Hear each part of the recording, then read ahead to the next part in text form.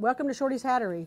My name is Bobbie Goff and I'm going to give you guys a little bit of tour around our shop and kind of show you a little bit of how things are done around here. As we come in, you can see that the shop is not a very big place, and we do a lot of business in here, and we're just kind of stacked on top of each other. Most of the hats on the wall here are felt hats. We make all of our felt hats in our shop, and you'll see different styles and different colors, so it's different strokes for different folks. So the first step when we build a hat is we use a blocking machine. I'm going to take you to the back and show you a little bit about the blocking machine. The first step when we build a hat is we use the blocking machine. And each hat body could be different sizes. So I'm just kind of show you a little bit what we've got going on here. So all these are black or dark gray hats. Most hat will have a string on it somewhere, or it will have a no string or different color strings. So this one has a white string, so it's going to be a size 6 3/4 or a 6 7/8, depending on the size of the person's head.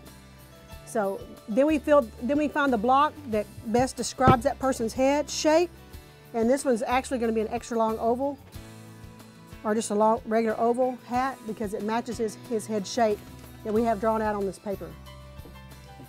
Once this is done, we go to the blocking machine, which is this apparatus that's sitting in front of us here. This machine was probably built in the 1920s, and there's not very many of these around, and the ones that are not in very good shape. So we're fortunate enough to have a one that works really, really well. So what you do is when you build the blocking machine, of course this hat that's in the machine right now is ready to come out of the machine, but we'll turn it on. What happens is we'll turn it on, we'll bring the steam up and show you kind of what the process is. Okay, what this does is, normally we would cover this with a blanket and it would hold the heat inside, and what this will do is let the fur soften, and then as we put the block in, when we turn the steam off, we let it steam for probably maybe 10 minutes, and then once we put the block back in there, we'll tighten the fingers down by pulling this handle here, and then we'll latch this down to hold the block in place. Then once that's done, then we'll turn the steam off. And then as we have it all pulled tight, as it cools, what it does is it tightens the brim. This is what brings the stiffness out in the brim, is the fingers squeeze down on the blocking machine onto the felt, and then we'll pull this handle down to tighten it up, and it makes the brim real tight. So that's kind of the starting point of the hat.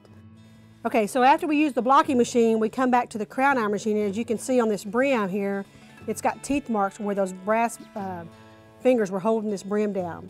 So once that happens, then we tie the block onto the hat, and now we're ready to go to the crown iron machine. So the machine you see right here is the crown iron machine. So what we'll do is we'll wet this crown. We're going to saturate it with water. So then what we do is we'll attach the block onto the crown iron machine.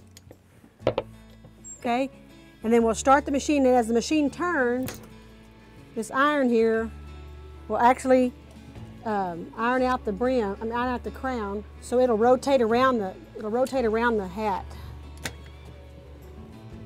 And then we'll engage the gear, and this crown iron will actually rotate around this brim or this crown and iron it out.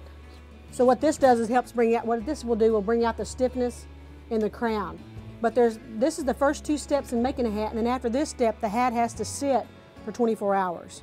So we'll let it sit for 24 hours before the next step. So after that happens, then the hats come over to this wall, and they sit and they dry for 24 hours with the strings still tied upon them, with the string still on them.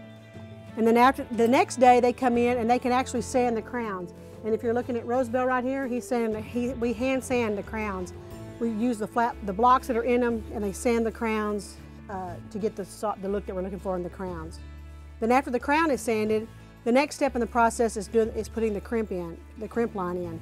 And then we'll go to the next room over here, and I'll show you how the crimp line's done.